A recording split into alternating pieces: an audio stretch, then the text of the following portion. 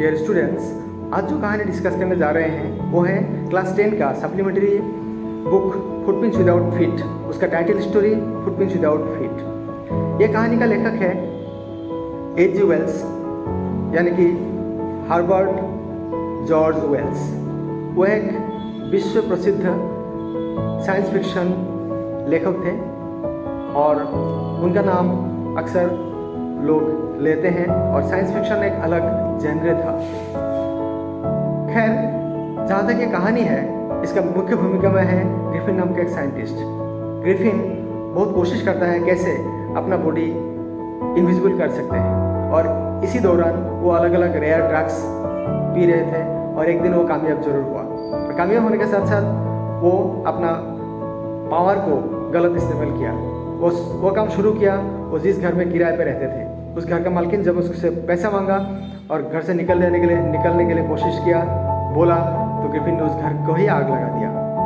और चलते चलते वो लंदन सिटी की तरफ जा रहे थे और रास्ते में माटी रास्ता था, उसका पैर का निशान हो रहा था। दो लड़का पीछे से देख रहे थे कि यहाँ कोई लोग दिखाई नहीं देता है, लेकिन पैर का निशान कहाँ से आया। ग्रिफिन को जब बात पता चलता है, वो रास्ता बदल के लंदन की तरफ निकल जाते हैं। और जब भी वो लंदन सिटी में जाके पहुंचता है, वहाँ उसको बहुत भूख भी लगता है, साथ ही साथ कपड़ा भी चाहिए होता है उसको, क्योंकि ठंड का मौसम था, जनवरी का मौसम था। और रात को एक रेस्टोरेंट वो चुन लेता है और रात का क्लोजिंग टाइम आता है उस होटल का। जब सारे एम्प्लॉयज़ और मालिक होटल से चले जाते हैं, तो ग्रिफिन किसी क्रैक यानी कि कोना से होटल के अंदर चले जाते हैं। अंदर खाना भी मिलता है, पहनने के लिए ड्रेस मिलता है, साथ ही साथ रहने के लिए मैट्रेस वगैरह भी मिलता है। ग्रिफिन ठीक तरह से नींद मारते हैं, ये बात सोचते कि कल सुबह जितना जल्दी हो सके मैं यहाँ से निकल जाऊँगा। लेकिन दुर्भाग्य है, सुबह ज़्यादा टाइम नींद मारने की वजह से होटल में लोग आ जाते हैं, जो एम्प्लॉयज़ है वो लोग आ जाते हैं और ग्रिफिन को देखते ही वो लोग चिल्लाने लगते हैं कि चोर पकड़ो पकड़ो।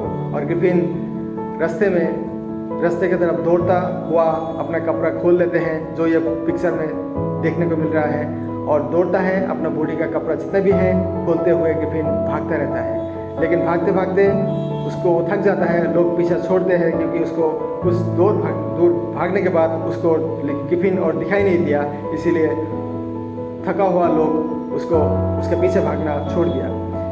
अभी ग्रिफिन एक नया जगह जाते हैं जो ड्रूरी लेन है, लंदन का ही एक स्ट्रीट है जहाँ जो स्ट्रीट थिएटर स्ट्रीट नाम से जाना जाते हैं। वहाँ अलग अलग दुकान है जहाँ थिएटर में पहनने के लिए कपड़ा मिलता है। किसी एक दुकान में ग्रिफिन घुस जाता है, वहाँ जाके आर्टिफिशियल नोज, लंबा कोट, कैप और जितना भी ड्रेस उसको चाहिए था वो ड्रेस पहन लेते हैं। और पहनने के बाद जब वो बाहर निकलने के सोचता है, तब सोचता है कि उसको वो तो पकड़ा जाएगा, इसीलिए वो दुकानदार को पीछे से अपना सर में मारता है। मारने के बाद दुकानदार जब बेहोश हो जाते हैं, तो ग्रिफिन वहाँ से पैसे चुरा के वहाँ से निकल आता है।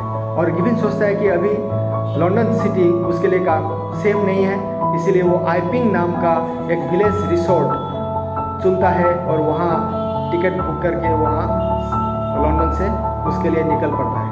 आइपिंग में इस टाइम आता है जिस टाइम कोई टूरिस्ट आइपिंग में नहीं आता, इसीलिए लोग उसको देख के थोड़ा चौंक भी जाते हैं कि एक सीज़न नहीं है, फिर भी यहाँ टूरिस्ट कैसे आ रहे हैं। तो ग्रिफिन ज़्यादा लोगों से बातचीत नहीं किया, वो सीधा उस होटल चलाने वाला, वो रिसोर्ट चलाने वाला जो कपल है, उसका Mrs and mister hall couple, Mrs hall खास करके वो होटल चलाता था, तो मिसेस हॉल के साथ जितना भी होटल का फॉर्मेलिटीज़ है वो करने के बाद पैसा दे के वो ग्रिफिन बोलता है कि मैं यहाँ आइसोलेशन और शांति ढूंढ के यहाँ आया हूँ, मुझे पैसे मांग के तंग मत करना, जब पैसे आ जाएंगे मैं ज़रूर दे दूँगा। तो टाइम बीत रहा था। एक दिन सुबह मिसेस हॉल ग्रिफिन का रूम का दरवाज़ा खुला हुआ देख के वो अंदर क्यूरियसली अंदर घुसते हैं और घुस के देखते हैं कि ग्रिफिन अंदर नहीं था, वह उसका बिस्तर पर बैंडेज वगैरह पड़ा हुआ था। तो मिसेस हॉल सोचता है कि अजीब बात है, ये टूरिस्ट अंदर नहीं है, लेकिन इसका चीज़ें पड़ा हुआ है, कहाँ गया होगा। इसी दौरान सडनली मिसेस हॉल के कान के पीछे कुछ ब्रीथिंग का यानी कि सांस लेने का आवाज़ आते हैं, तो मिसेस हॉल चौंक जाते हैं। कुछ देर बाद उसी रूम में एक चेयर होता है, वो चेयर ऊपर उठ के मिसेस हॉल की तरफ आते हैं उनको अटैक करने के लिए। तो मिसेस हॉल भागता हुआ उस रूम से निकलते हैं और गिर जाते हैं, हिस्टीरिया जैसे बीमार जैसे उसको उनको था इस तरह। और वो बाहर निकलते ही पीछे से किसी ने उस रूम का दरवाज़ा लॉक कर देता है। तो ये बात पूरा डरावना था और मिसेस हॉल के साथ साथ बाकी लोग इन सब बातों को, इंसिडेंट को मालूम लेता है, यानी कि उन लोग को पता चल जाता है। तो इसी चलते दौरान ग्रिफिन और एक बार ग्रिफिन के साथ मिसेस हॉल का मुलाकात होते हैं। मिसेस हॉल जब दूसरे टाइम ग्रिफिन के रूम में जाते हैं तो ग्रिफिन उनको बोलते हैं कि मैं बोला था कि मुझे शांति चाहिए और आइसोलेशन चाहिए, तो आप मुझे बार बार क्यों तंग करते हैं। तो एक दिन वहाँ और एक घटना हुआ। एक क्लेर्जीमैन था। क्लेर्जीमैन का ग्राउंड फ्लोर में एक रूम था जहाँ कुछ पैसे थे, यानी कि रुपया पैसा वगैरह हो सकता है, उसका रूम में किसी अलमारी में था। तो सडनली एक दिन सुबह अर्ली मॉर्निंग, जिस टाइम सब लोग नींद में, गहरी नींद में डूबा हुआ था, उस टाइम उस रूम में पैसा गिरने का कुछ आवाज़ आया। तो क्लेर्जीमैन फटाफट बिना वक्त गवाए उस रूम के अंदर आ जाते हैं और आके ही बोलते हैं सरेंडर। लेकिन उनको एक भी लोग दिखाई नहीं देता, ना चोर ना डाकू ना कोई, लेकिन पैसा गायब रहता है। ये बात वहाँ फैल जाता है, सबको पता चल जाता है कि यहाँ कुछ ऐसा कुछ घटना हुआ। तो लोगों का शक आहिस्ते आहिस्ते बढ़ जाता है। उंगली उठाते हैं वो सब मिलके ग्रिफिन की तरफ, लेकिन ग्रिफिन कोई उसका मूवमेंट में कोई बदलाव नहीं था।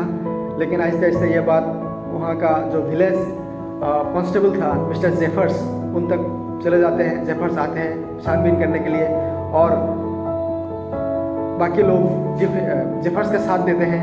और साथ देते हुए सब लोग सोचते हैं कि शायद एक ग्रिफिन नाम का जो है आदमी, टूरिस्ट, उसी का ये काम होगा। तो आहिस्ते आहिस्ते ये शक असलियत में बदल जाता है। बहुत ज़्यादा सब लोग उसके बारे में जान देते हैं, चारों तरफ ये बात फैल जाते हैं। और आखिरकार मजिस्ट्रेट का एक ऑर्डर आ जाता है जेफर्स के लिए कि बोला जाता है कि हेड हो या ना हो, तुमको एक ऐसा आदमी को अरेस्ट करना है जो इनविजिबल है, और सुना है कि तुम वो आदमी का सर नहीं है, मतलब यानी कि हेड पार्ट जो है, शोल्डर के ऊपरी हिस्सा जो वो नहीं है।